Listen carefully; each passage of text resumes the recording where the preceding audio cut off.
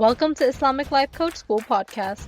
Apply tools that you learn in this podcast and your life will be unrecognizably successful. Now your host, Dr. Qadr. Hello everyone. Peace and blessings be upon all of you. Today we're going to be talking about a topic that I've been researching for a long time now. And it took a lot of my undivided attention. So InshaAllah, you guys will find a lot of value in this. Today we're going to be talking about the topic of Qadr, or what is loosely translated as predestination. Qadr is one of Islam's 6 articles of faith. Other articles along with belief in the oneness of Allah, the revealed books, the prophets of Islam, the day of resurrection, and angels. So like I say, Qadr is loosely and commonly translated as predestination, but I'll explain in this podcast why this is a very limiting association. Qadr as the word has multiple meanings. The root of this word in Arabic is qaf, dal, ra, and etymologically speaking, it gives rise to many different meanings. And that is one of the beauties of Arabic language. One of the meanings of Qadr is greatness, from Laylatul Qadr. That is a night of great honor, dignity, majesty. It also means fate, divine foreordainment or predestination. It is also referred to in the Quran as the decree of Allah. It also carries the meaning of power and measuring out with precision, aiming, being able, and calculating. I also understand that there are differences in this belief concept based on the different sects of Islam, but I'm only going to be speaking about this as it pertains to the Sunni school of thought. Another thing to admit here is that I have a limited human intellect. Allah subhanahu wa ta'ala says that Qadr is a topic that can never be understood by the human intellect. And when I embark on this explanation through this podcast, I'm trying to simplify the concept of Qadr for you so you can apply it to create the results that you want. I am fully aware that I will not be able to understand it completely. The Prophet ﷺ said, if providence is mentioned, then be restrained. So here I'll be mindful of that. The only claim I'm making here is that after this podcast, you'll be able to use this concept for your benefit, and I will try to explain it as simply as I can. Like Einstein said, genius is making complex ideas simple. I pray to Allah subhanahu wa ta'ala that I don't misspeak. If I do, it's out of my own ignorance and not because of the teachings of Islam. So for starters, Qadr or providence has been misused by people of authority to impose acceptance of abuse, especially for women. Putting up with abusive circumstances in the name of Qadr is unfortunately scaringly common. So once I was on a long drive with my husband, and I remember this incident clearly. We were talking about Qadr because I wanted to ask him a question. And I told him that I'm very passionate about this subject because we're told all of our lives that we can't change our future and to accept things as they are now because that's how things will always be. That we're told that it's in our Qadr and to stop fighting it and to have sabr and patience. This is kind of like their invitation to accept whatever is. This is especially told to women in the face of abuse, be it physical or emotional abuse. Women are socialized to believe this narrative on so many levels that it seems like the ultimate fact. So I was actually telling him all of these explanations to make a further point about Qadr that I will tell you in this podcast, but I actually never got to make that point because we couldn't move on in the conversation. He got stuck at, who is telling you all this? Like, nobody ever says that.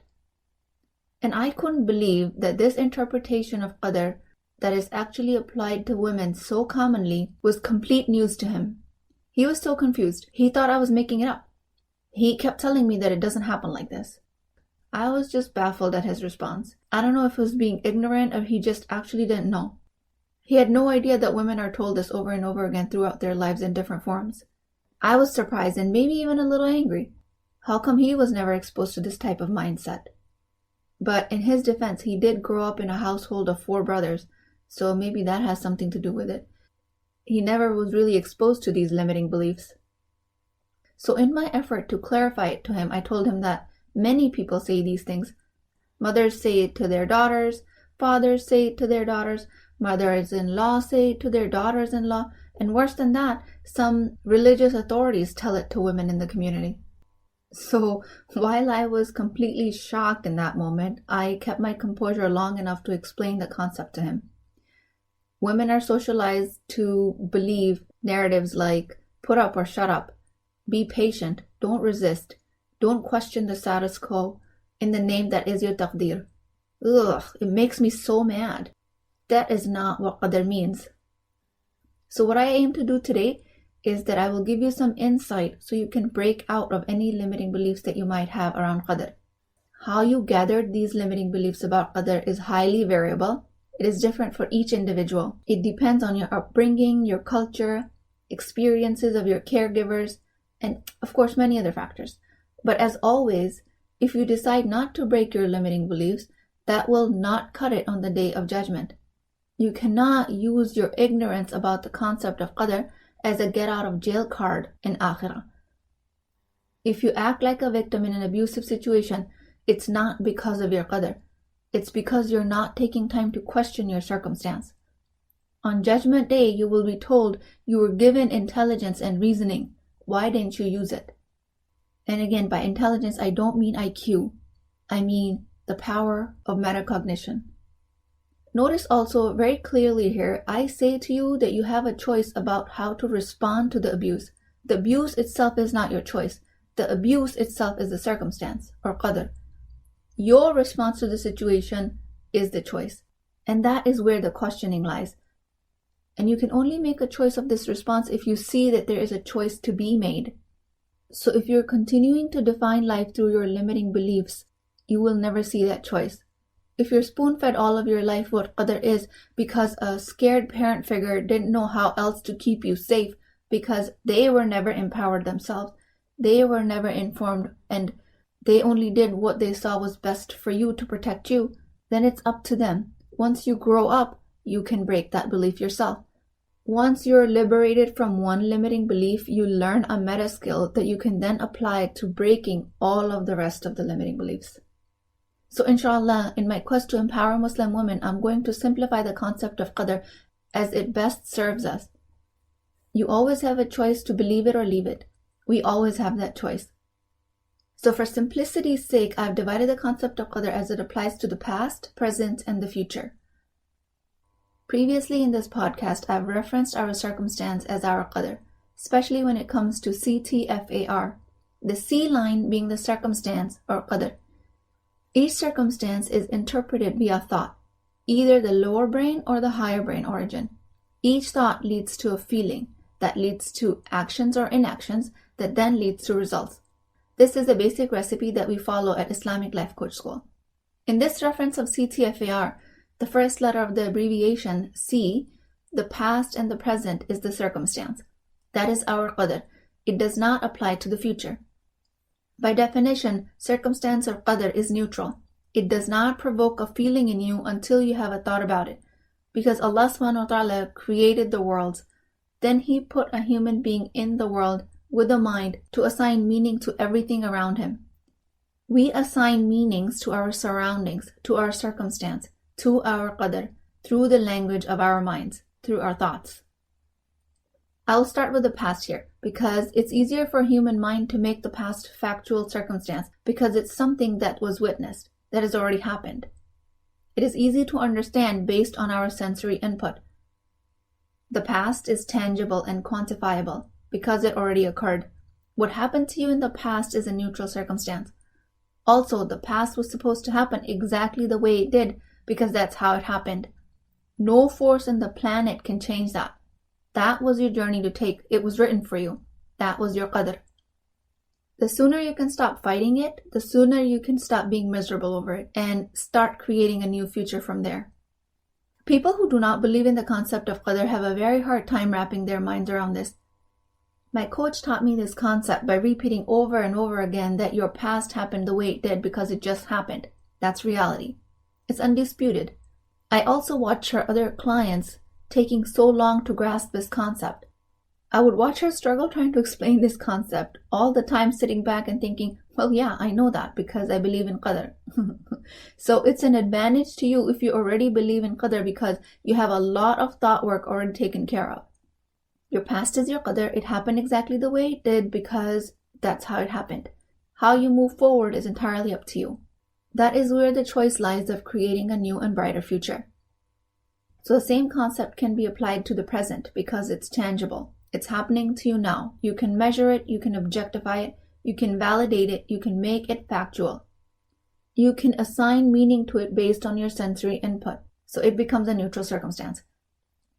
My qadr is playing out right in front of me. I can measure the temperature of the room. I can sense that I'm sitting on a chair. So it's very tangible for a human mind and easy to comprehend. Of note here is that present is extremely fleeting. Anything that happened a microsecond ago is the past. The only reality is now. And oh boy, I can talk so much about the now. But I will refrain from that because that's going to be a long tangent. So this is one way to describe qadr when it comes to the past and the present. But qadr is not the same when it comes to the future. The future cannot be a circumstance or qadr in that sense because we cannot make it factual. The future is unknown, and the human brain cannot fully understand what is unknown to it because it only works by references. What do I mean by that? I know my tea is cold because I know what hot is. I know a person is nice or mean because I can compare the two. There's a frame of reference. I know art. I know a beautiful painting when I see one because I've referenced multiple pieces of art, made my choices, sharpened my preferences, and have developed a good frame of reference. So I have a sense of what good art to me is. So the human brain functions by references. When it thinks about the future, it references the past. And in our limited human capacity, we end up imagining the future the same as our past. But that is extremely naive of the human brain because the possibilities as it relates to the future are infinite and only known to God. So when you're projecting your past on your future, saying that my future looks the same as my past, I can't lose weight because I've never been able to do it in the past. I cannot create a business because it has never happened before. I cannot get away from an abusive situation because I haven't been able to do it in the past. When we project our limited frame of reference of the past to create our future, we are actually limiting the power of Allah. And on top of that, we're calling it qadr, like we know what is written for us.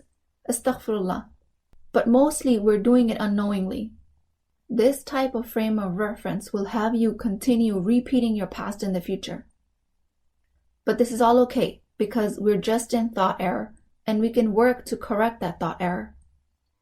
So how in other ways are you limiting the power of Allah subhanahu wa ta'ala? Imagine you step out into the garden and you inadvertently step on a worm and the worm dies. How it affects the soil surrounding the worm, the ecosystem of the tiny garden, the condition of the greater ecosystem, and the condition of the earth at large is unknown to you. It is out of the capability of a human mind to be able to calculate all the variables that will ensue. But the future effect of that event is known to Allah in all of its possibilities. The precise knowledge of all of that outcome is qadr, as it applies to the future. This is kind of an example of the butterfly effect. This term is associated with the work of meteorologist Edward Lawrence. He said that minor perturbations caused by the flap of a butterfly wing can result in a tornado in a distant land. Even with all the computational powers that the earth currently possesses with technology and with the human mind put together, we are incapable of predicting these outcomes with precision. Our limited mind would always be trapped by the framework of time and space, and Allah subhanahu wa ta'ala is above these limitations because He created time and space. And whoever creates something has intimate knowledge of the created. So qadr, when it relates to the future, becomes a measure of what is possible, and only Allah subhanahu wa ta'ala knows all the possibilities. One of the words derived from qadr root letters is taqdir, which literally means the making of a thing according to measure. Qadr and taqdir actually then become about precision and accurate measurements in this case. Allah uses the word taqdir in the Quran described as accurate rotations of the sun. Surah Yasin, Ayah 38. And the sun runs on its fixed course for a term appointed. That is the decree of the Almighty, the All-Knowing. The word here for decree is taqdir. And in the very next ayah, word qaddarannahu is used. And the moon we have decreed for its stages, till it returns like the old, dried, curved date stalk. So both Qadr and Taqdir translate as decree. In the first ayah, it applies to the precise rotation of the sun, which is moving at an astonishing speed of 448,000 miles per hour, or 720,000 kilometers per hour for my metric system friends. Imagine the precision it takes for a celestial body as large as the sun to be moving at that speed for eons and taking the solar system with it, and to never move an inch off its course.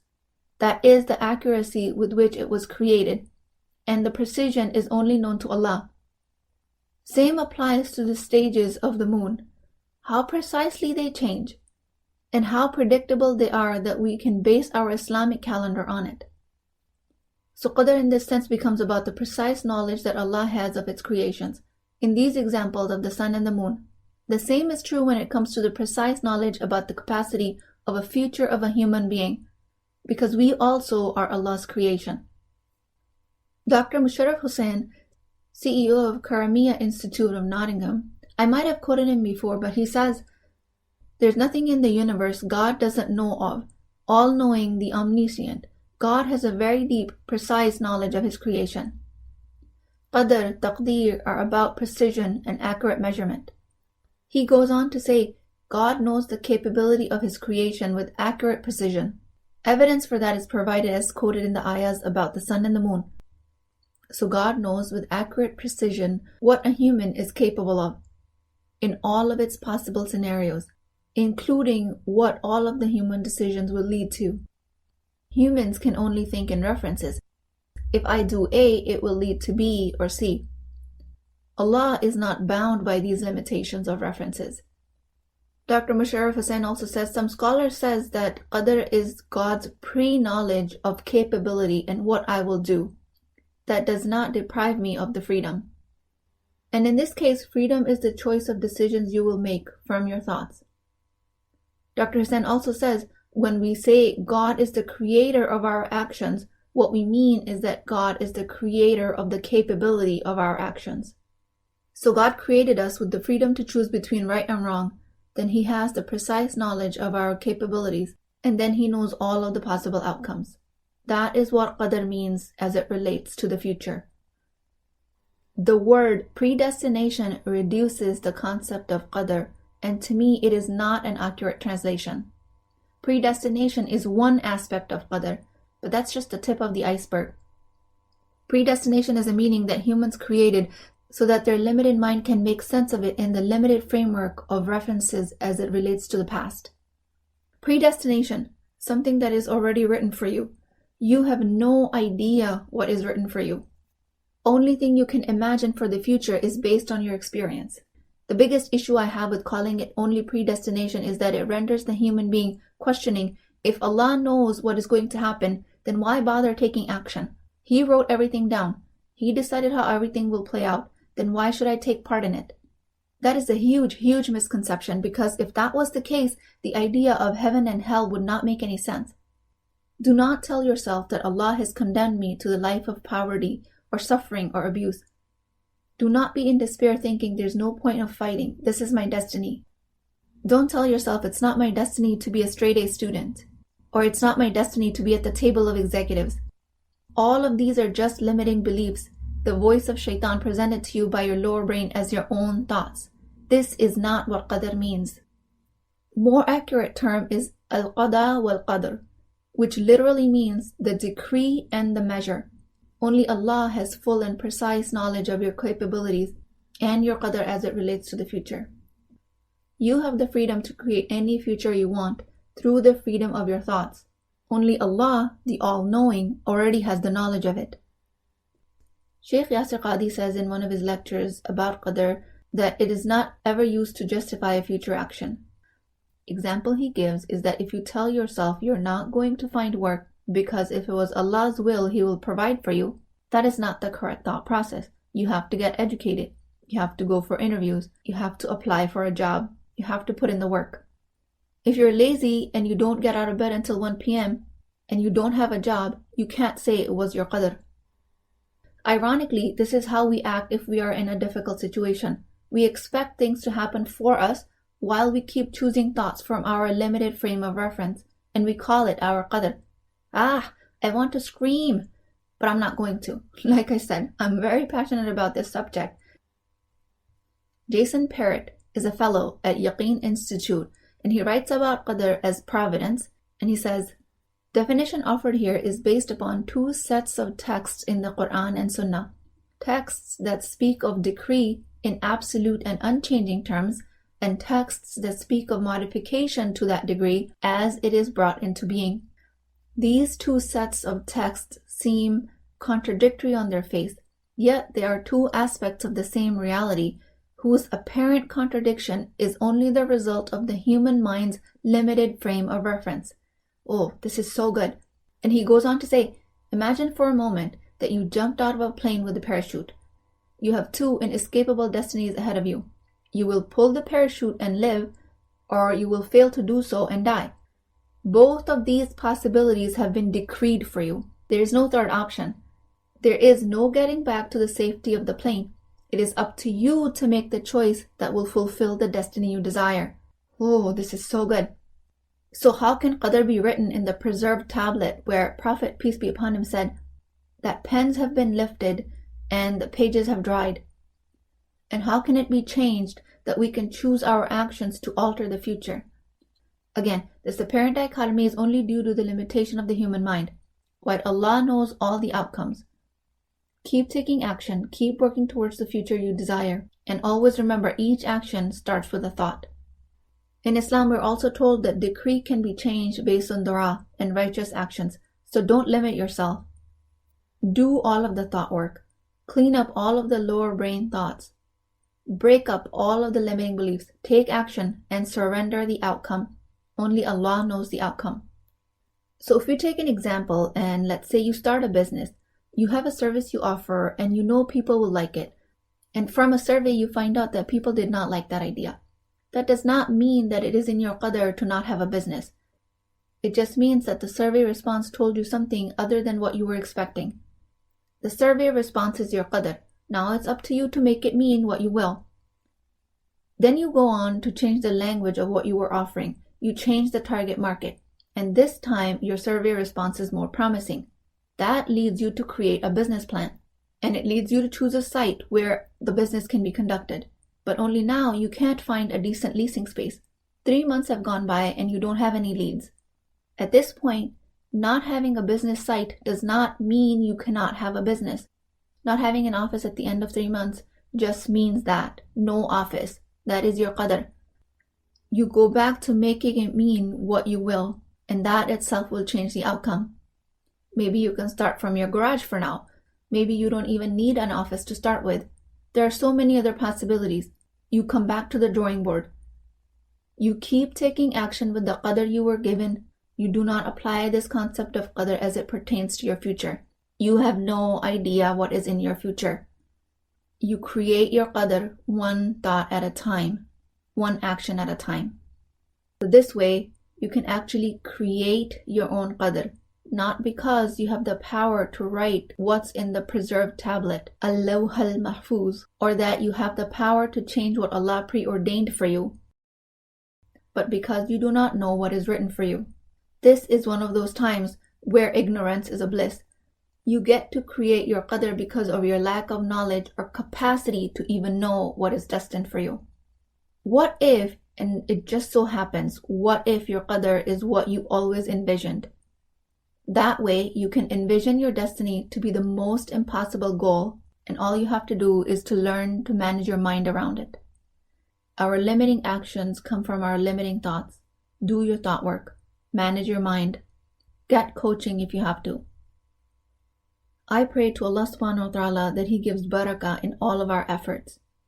I pray He protects us from all evil and protect us from the whispers of shaitan as it pertains to our limiting beliefs. I make sincere dua to Him that each of us can live up to the full potential that Allah has decreed for us and not live through the limited potential that our false beliefs create. Please make dua for me. InshaAllah, you will benefit from this podcast and this concept as much as I have. And if you have seen a slightest benefit from this podcast, Please leave me a review. I will talk to you guys next time. If you're interested in getting coached by me, I'm offering a very affordable opportunity to do that with Wisdom Wednesdays. This is not a course, not a lecture. This is an opportunity for live coaching, real change with Islamic adab and etiquette. You do not need more information. You actually need a space to create change.